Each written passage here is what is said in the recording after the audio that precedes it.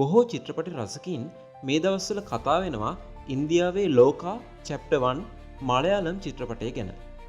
මලයාලම් සිනමාවේ සුපිරි තරුව දල්ක සල්මාන් නිෂ්පාදනය කරන මේ චිත්‍රපටය අධ්‍යක්ෂණය කරන්නේ ඩොමිනික් අරුන් විසින්. සුපිරි නිලි කල්යාණී සහ මලයාලම් සිනමාවේ නැගී එන තරුණ නළුවා නස්ලන් මේ චිත්‍රපටයේ ප්‍රධාන චරිතවලට පනපවනවා. මේ චිත්‍රපටය දැනටමත් ආදායම් වාර්තා රැසක් තබා අවසන්. හැබැයි අපි අද කතා කරන්නේ ලෝකා මූවි එක ගැන නෙවෙයි. මේ මූවි එකේ ප්‍රධාන චරිතය රඟ දක්වන කල්යාණිගේ චරිතයට පසුබිම් වෙච්ච ඉන්දියානු දිවඟන ගැන.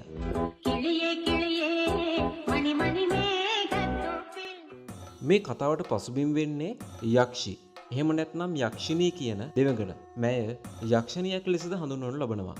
මේ දෙවඟන සෝබාදහම මූලික කරගත්තු ආත්මයක්. හින්දු, බෞද්ධ සහ ජෛන ආගමික දෘෂ්ටිවාද තුළ ඇයගේ භූමිකාව පිළිබඳව සඳහන් වෙනවා. නමුත් ඔවුන් ඇයගේ භූමිකාව අර්ථකථනය කරන්නේ වෙනස් ආකාරයන්ට. සමහර ආගම්වල දෙවියෙකු ලෙස සලකන යක්ෂි අනෙක් ආගම්වලදී අසුරයෙකු ලෙස හඳුන්වනු ලබනවා. ඒ වගේම ඇයව ගාන්ධර්ව සහ අප්සරා කුලකවලට අයත් කෙනෙකු ලෙසද ආගමික පුරාවෘත්ත තුළ පෙන්වා දෙනවා. යක්ෂිව අපට උතුරු ඉන්දියාව වගේම ඊසාන දිග ඉන්දියාව තුලදීත් පුරාණ කේරළයේ කාශ්මීර මුස්ලිම් ජනප්‍රවාද තුලත් හමු වෙනවා. මේ අතරින් දකුණු ඉන්දියාව තුල ප්‍රචලිත යක්ෂිගේ පුරාවෘත්තය ඉතා රසවත්.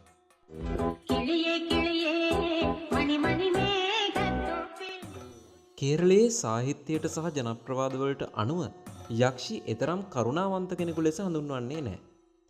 බොහෝ ජනකතාවන්ට අනුව ඇය පුරුෂයන් කිහිප දෙනෙකුගේ අකාරුණික කම් වලට ගොදුරුව ඔවුන් විසින් මරා දැමීමෙන් අනතුරුව යක්ෂණියක් ලෙස උපත ලබා තිබෙනවා.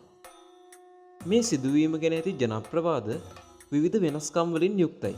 ඒ අතරින් වඩාත්ම ජනප්‍රිය කංජුරකෝඩ යක්ෂිගේ කතාන්දරය.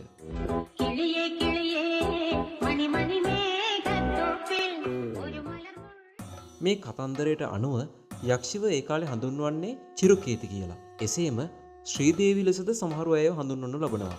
ඇය ජීවත් වෙන්නේ ප්‍රසිද්ධ අபிසාරිකාවක් විදියට. රාජකීය සහ වංශවත් පුරුෂයින් තමන්ගේ වසඟයට ගනිමින් ඇය ඔවුන්ව ආර්ථික බංකොලොත්භාවයට පත් කරනවා.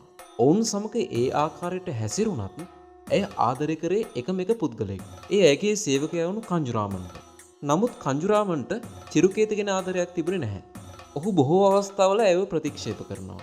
ඒ වගේම කංජුරාමන්ට ඒ වෙනකොටත් භාර්යාවක් හිටියා. මේ ගැන චිරුකේති හිටියේ ඊටාම ඉරිෂ්‍යාවෙන්. ඇය විසින් ඔහුගේ භාර්යාවට විවිධ අකටයුතුකම් කරනවා. අවසානයේ කංජුරාමන්ගේ ආදරය ඇයට ලබා ගන්න නොහැකි තැන ඇය ඔහුගේ භාර්යාව ඝාතනය කරනවා. චිරුකේති හිටියා සහෝදරයෙක් ගෝවින්දන් කියලා. ඔහු කංජුරාමන්ට ඉතා හිතවත් මිත්‍රයෙක්.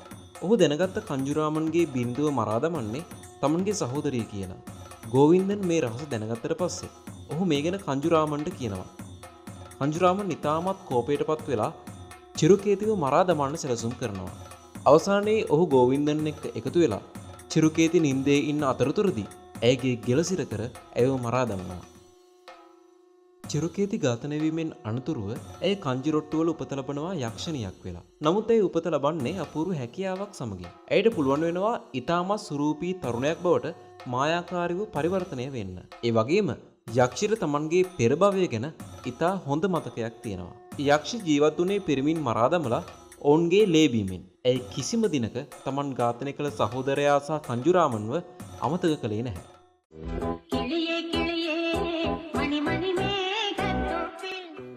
ඇයගේ සහෝදරයට ඕනුණා කංජුරාමන්ව ඇයගෙන් බේරගන්න. ගෝවින්දන් බලරාමාදේවියන්ගේ හොඳ බැතිමතෙක්. මේ රැකවරණය සමග ඔහු යනවා යක්ෂිව හමු වෙන්න. ඉන්පසු ඇය සමග ගිවිසුමක් ඇති කරගන්නවා. මේ ගිවිසුම අනුව යක්ෂිට පුළුවන් කංජුරාමන් සමග වසරක් එකට එක්ව කාලය ගත කරන්න. ඒ වගේම ඒ වසර අවසානයේදී ඇය විසින් දේවස්ථානයක් යලි ප්‍රතිසංස්කරණය කළ යුතුයි. මේ අනුව ඇය කංජුරාමන් සමග වසරක් ගත කිරීමෙන් අනතුරුව කංජිරකොටු වලයවීඩු දේවස්ථානය යලි ස්ථාපනය කරනවා. එදා ඉඳන් මිනිස්සු යක්ෂිව දේවත්වයෙන් අදහන්න පටන් ගත්තා.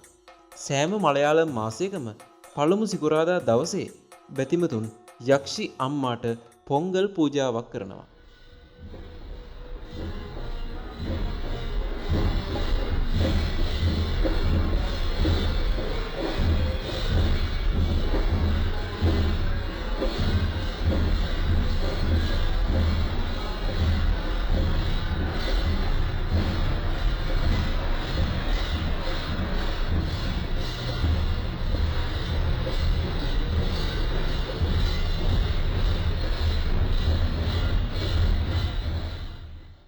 යක්ෂිගේ ඝාතන පිළිබඳව සඳහන් වෙන තවත් කතාවක් තියෙනවා.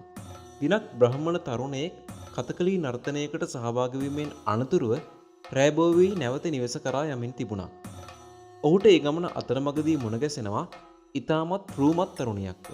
ඇය Tamanගේ බුලත් කොලේ තැවරීම සඳහා ඔහුගෙන් දෙහිසල්පයක් ඉල්ලා සිටිනවා. මේ සුරූපී තරුණියගේ ඉල්ලීම ලැබූ පමණින්ම තරුණයා ඇයට උදව් කිරීමට පිළිඹෙනවා. ඔහු සමග තරුණිය කුළුපඟ වෙලා ඔහුට ආරාධනා කරනවා Taman විසින නිවසට ගොස් රාත්‍රිය ගත කරන්න. මේ සුරූපී තරුණියත් එක්ක රැයක් ගත කරන්න ලැබෙන එක ඔහුට ලැබුණු වාසනාවක් කියලා හිතලා මේ තරුණයා ඈත් සමග පිටත් වෙනවා. නිවසට ළඟා වූ වහාම තරුණිය යක්ෂි බවට පරිවර්තනය වෙනවා. ඇගේ නිවහනක් තල්ගස බවට පරිවර්තනය වෙනවා. ඒ සමගම යක්ෂි ඔහුගේ බෙල්ල හපලා රුධිරය පානය කරන්න ගන්නවා. ඒ විතරක් නෙවෙයි යක්ෂි මේ තරුණයව ආහාරයට ගන්නේ පණ පිටින්මයි. ඒ Tamanගේ දත් සහ කෙස් තල්ගස පාමුල තබා යන්නේ රාත්‍රියේ ගමන් බිමන් වල යෙදෙන තරුණයින්ට උපදෙසක් දීම සඳහා. යක්ෂි වනාන්තර ගස් ජලය වැනි සබාදහමට සම්බන්ධ ආත්මයක්. ඇය ඊට අධිපතිත්වයේ දරනවා. යක්ෂිගේ ආත්මය ද්විත්ව ස්වභාවයක් දරනවා. ඇයට කරුණාව සහ සමෘද්ධිය මිනිසුන්ට ලබා දෙන්න පුළුවන්. ඒ වගේම දේශය සහ මානසික ව්‍යාකූලතා ඇති කිරීමටද යක්ෂිට හැකියාව තියෙනවා. බොහෝ දකුණු ඉන්දියානුවන් ඇයව ඇදහිීම මගින් හොඳ අස්වැන්නක් බලාපොරොත්තු වෙනවා. නිදාන ආරක්ෂා කිරීමද යක්ෂිගේ එක් කාර්යයක්.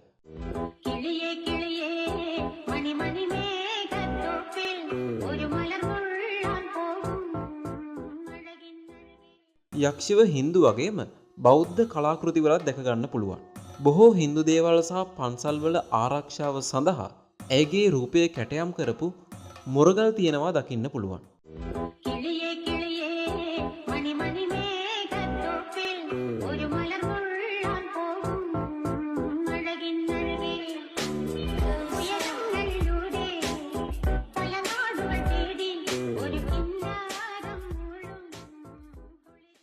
ගස්වැල්, හිරුවෙලිය, නිල් පැහැති සාගර, හරිතවර්ණ කඳමුදුන්, හීතල වැහිපොද, අඳුරු ගණවනාන්තර සහ වන සතුන්ට ආදරය කරන ඔයාට සොබාදහමේ රහස් ගැන කියන්න අලුත් වීඩියෝකින් ළඟදීම හමු වෙන්න.